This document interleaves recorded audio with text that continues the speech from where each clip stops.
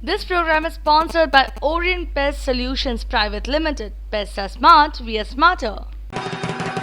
বাংলার প্রাণের উৎসব দুর্গাপুজো বাঙালির দোরগোড়ায়। ভোরে শিউলি ফুলের গন্ধে যখন ঘুম ভাঙে মনে হয় সত্যিই পুজো এলো। পুজোর গন্ধ 24 আওয়ার্স টিভি শারদ সম্মানে পুজো প্রস্তুতিতে আমরা পৌঁছে গেছিলাম এসআর দাস রোড তরুণ সংঘের। এবছরে তাদের ভাবনা মাটির গন্ধ, খড়ের বুনন, তার সঙ্গে আলপনার মাধ্যমে ফুটে উঠেছে গ্রাম বাংলার এক পটভূমি।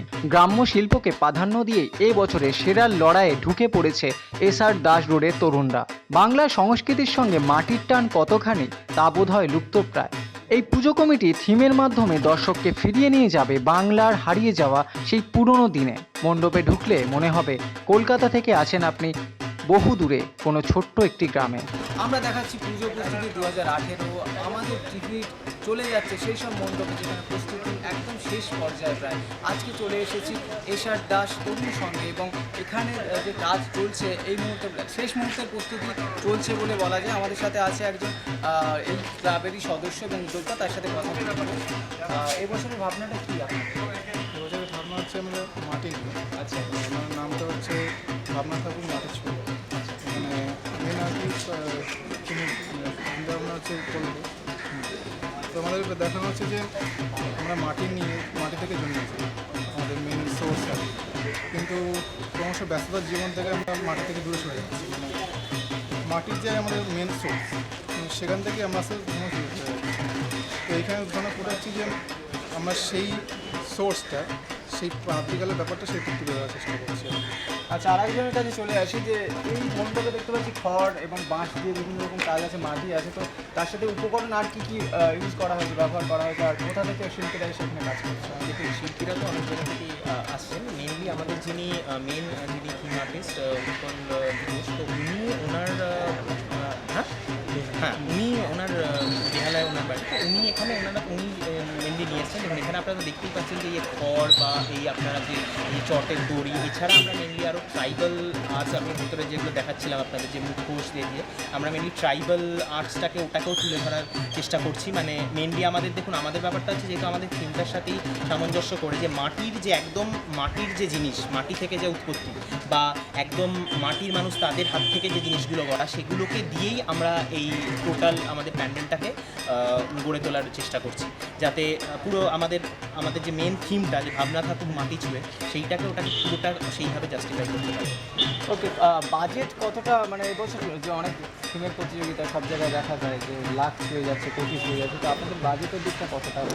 না, আমরা ঠিক অত বড় পুজো নয়, আমাদের এবার অ্যারাউন্ড 10-এর মধ্যে আমরা চেষ্টা করছি পুরোটাকে কমপ্লিট করার। এছাড়া বলতে পারেন ছোটো বাজেটের পুজোই আমাদের এটা। আর কত বছর আমাদের আগেরবার আমাদের গোল্ডেন জুবলি ছিল, এবার আমাদের 51st ইয়ার। নিরাপত্তার দিকটা কী দেখছেন? মানে ধরুন অগ্নি নির্বাচন ব্যবস্থা, যেহেতু এখানে ফল আছে, রাজ্য পদার্থ আছে, তো সেক্ষেত্রে সব নিরাপত্তা। হ্যাঁ, আমরা অলরেডি একটি কোম্পানির সঙ্গে কথা বলেছি যারা এই ধরনের কাজে যুক্ত আছে, তো তাদের লোক এসে পরিস্থিতি বুঝে যা যা জিনিস, যা যা উপকরণ দরকার, সেই ধরনের ফায়ারের ইকুইপমেন্ট এবং ফায়ারের জিনিসপত্র প্যান্ডেলের চারিধারে বসিয়ে যাবে। কতদিন ধরে কাজ? হ্যাঁ, আপনি বলুন। আমাদের এটা কাজটা চালু হয়েছে অ্যারাউন্ড মাসখানেক আগে থেকে।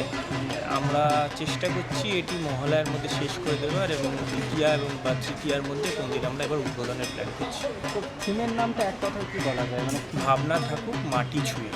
এখানে মাটি বলতে আমরা বলতে চেয়েছি হচ্ছে মাটি আমাদের কাছে এখানে বেশ। আমরা এই প্রগতির এই জীবনে আমরা সেই আমাদের যে উৎকর্ষ, যে মাটি থেকে আমরা অনেক দূরে সরে যাচ্ছি, এবং এই মাটির সঙ্গে যুক্ত নানান যে জিনিসগুলো আছে, যেগুলো আমাদের দৈনন্দিন জীবনে কাজে লাগে, যেগুলো আমাদের গ্রাম বাংলার নানান লোকেরা নানানভাবে ব্যবহার করে থাকে, নানানভাবে তাদের দৈনন্দিন জীবনে লাগে, সেই সব ছোটোখাটো জিনিসগুলোকে নিয়ে আমাদের এবারে প্যান্ডেল সুসজ্জিত হচ্ছে।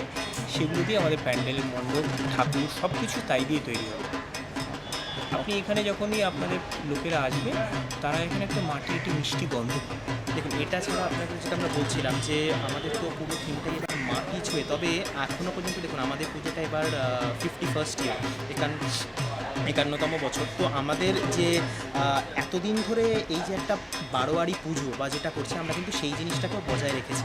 শুধুমাত্র যে পুজো বা এই পুরো জিনিসটাকে তুলে ধরা তা নয়, আমরা প্রত্যেক দিন একটা করে আমাদের যাতে সবাই মিলে এসে পুরো সবাই মানে প্রত্যেকটা লোকজন মিলে এসে সবাই মিলে একত্রিত হতে পারে, তার জন্য আমাদের ষষ্ঠীতে আমাদের আলাদা বা একটা সবাই পাড়ার বাচ্চারা থেকে শুরু করে বড়রা শুরু করে একটা প্রোগ্রাম এখানে হবে। এরপরে তার আগে আমাদের উদ্বোধন আছে।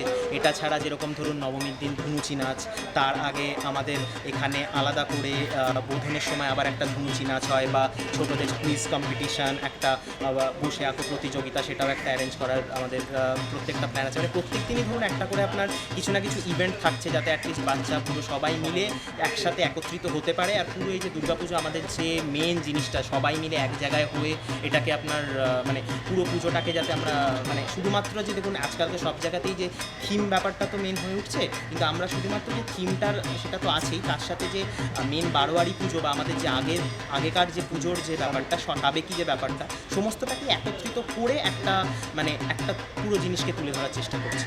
তো বোঝাই যাচ্ছে মাটির কাজ এবং মাটির সাথে খড়, তার সাথে বাঁশ, বিভিন্ন রকমের কারুকাজ এখানে করা হচ্ছে। শিল্পীরাও এসে এখন শেষ পর্যায়ে প্রস্তুতি করছেন। আমরা দেখবো এখন ছোট করে যে থিমটা কীরকম হতে চলেছে। তো দেখতেই পাচ্ছি কাঠ এবং তার সাথে সাথে সুন্দর ডিজাইন করা হয়েছে এবং এক চালার একটা প্রতিমা, তার সাথে সাথে খড়ের কাজ, এবং পুরোটা দেখে মনে হচ্ছে কোনো মহল, পুরোনো যুগের কোনো মহল হবে।